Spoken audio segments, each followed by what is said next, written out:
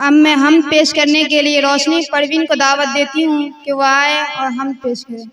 अस्सलामु अलैकुम व रहमतुल्लाहि व बरकातहू।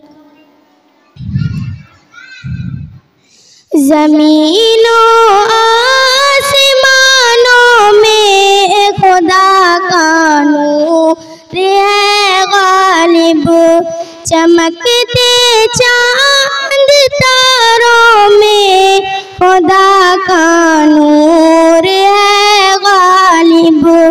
ज़मीनों आसमानों में खुदा का नूर है गालिब, चमकते चांद तारों में खुदा का नूर है गालिब।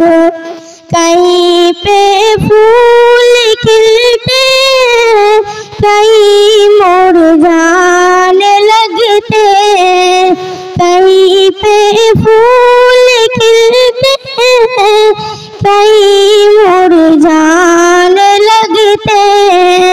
यहाँ की नज़ारों में खुदा का नूर है गालिब।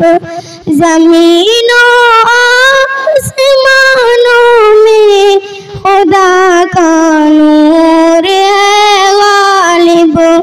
जो खिलते महकते चमन में फूल को देखो, यहाँ की नज़ारों में खुदा का नूर है गालिब।